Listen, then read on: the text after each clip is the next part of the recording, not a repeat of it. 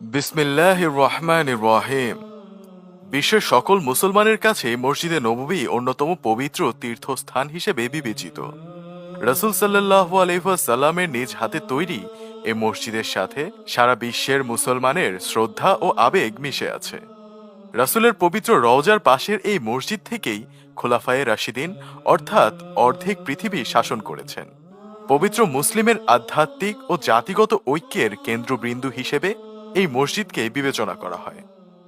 আমাদের আবেগের সাথে জড়িত এই মসজিদের অনেক কিছুই আমাদের অজানা।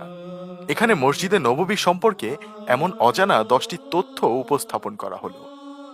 মদিনায় হিজরতের পরপরই রাসূল সাল্লাল্লাহু আলাইহি ওয়াসাল্লাম এই মসজিদটি তৈরি করেন। মদিনায় প্রবেশের পর রাসূলের উটনী কাসওয়া যে স্থানটিতে বসে পড়ে সে স্থানেই এই মসজিদটি তৈরি করা হয়। মুহাজির ও আনসারদের স্বেচ্ছাশ্রমে 7 মাসে এই মসজিদটি নির্মাণ করা হয়। রাসূল সাল্লাল্লাহু আলাইহি ওয়াসাল্লাম নিজেও এই মসজিদের নির্মাণ কাজে অংশ নিয়েছিলেন।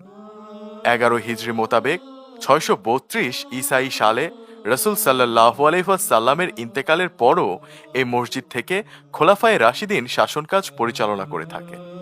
36 হিজরি মোতাবেক 656 ঈসাইতে জঙ্গে জামালের যুদ্ধের পর হযরত আলী রাদিয়াল্লাহু আনহু এ মসজিদ থেকে ইসলামী খেলাফতের রাজধানী কুফায় স্থানান্তরের আগ পর্যন্ত এই মসজিদ থেকেই খেলাফতের যাবতীয় কাজ পরিচালনা করা হতো। মসজিদে নববীর বর্তমান স্থাপনাটির আয়তন 3,84,000 বর্গমিটার।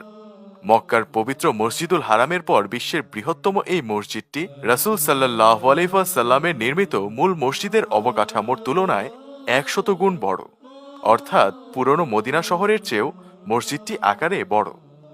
প্রায় 15 লাখ মুসল্লি একসাথে এই মসজিদে নামাজ আদায় করতে পারেন।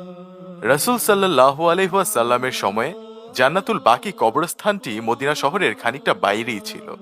মসজিদে নববীর অব্যাহত সম্প্রসারণের ফলে জান্নাতুল বাকি মদিনার অন্তর্ভুক্ত হয়ে পড়ার পাশাপাশি তা মসজিদের নিকটবর্তী হয়ে পড়ে।